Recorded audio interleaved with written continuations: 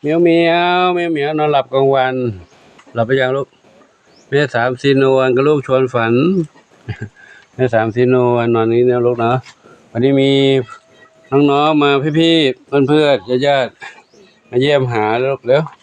มาเยี่ยมหาเนี่ยมาเล่นน้องเหมียวแล้วน้องเหมียวแล้วน้องน้อยชื่ออะไรคะน้องน้อยชื่ออะไรคะลูกน้องพอใจน้องพอใจค่ะพอใจชอบแมววันนี้มาเล่นน้องเหมียวอุ้มน้องเหมียวที่นี่ตัวนี้ชอบให้ลูกหัวเนี่ยสีดำๆนี่ลูกสีดำชอบให้ลูกหัวแล้วลูกหัวชื่อบุญน้องดำๆนี่ชื่อบุญสมน้องบุญสมเนี่ยลูกน้องบุญสมเนี่ยบุญสมชอบให้กอดอุ้มผู้ตัวเมียตัวพูดทำมันแล้วอันนี้ชื่ออะไรลูกทองอ่อนน้องสีส้มนั่นชื่อมีสุขนู่นชื่ออะไรล่ะดวงฤดีส้มขาวเล็กส้มขาวใหญ่ส้มอ่อนอันนั้นแม่ดำๆนั่นชื่อ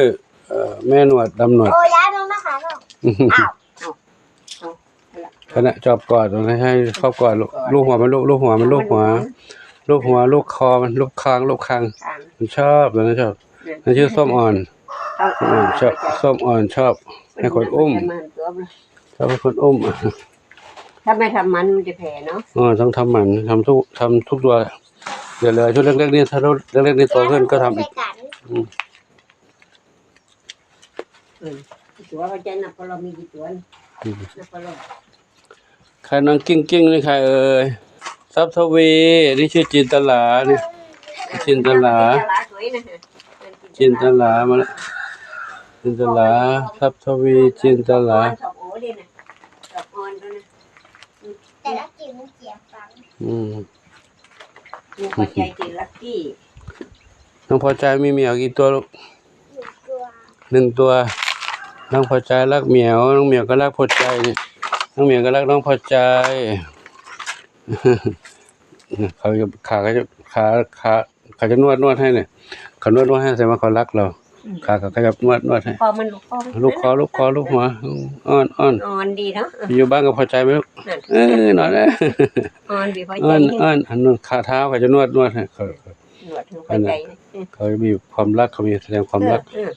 เนาะ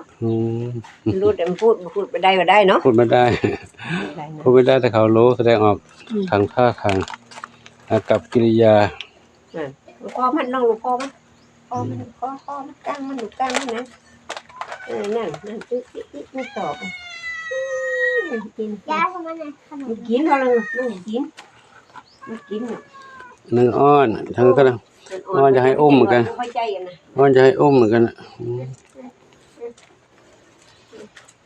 กลางวันแดดร้อนหน่อยนะกลางวันแดดร้อนไก่ไม่เยอะเลยไก่มี60 กว่าตัวแต่ก่อนนี้เยอะมันโดนงูเหลือมกินไปหลายเหลือมเข้ามาในนี้ถ้าไม่ล้อมรั้วนี่ก็โดนงูเหลือมเข้ามาเหมือนกันนี่เข้ามา10 กว่าตัวแล้วจับไปปล่อยกลางคืนทำอาหารเนาะเหมียวขี้อ้อนชื่อทองอ่อนมือเท้าเขาจะนวดเพราะว่าก็มาเล่นเด็กๆได้เนอะเลยมีเหมียวได้เนอะไปโรงเรียนหรือยังลูกอยู่อนุบาล 3พรุ่งนี้อนุบาล 3แล้วอนุบาล 3อยู่เนาะอนุบาล 3แล้วพรุ่งนี้ไปโรงเรียนวันนี้วันอาทิตย์เนาะหยุดนี่วันจันทร์ไปแล้ว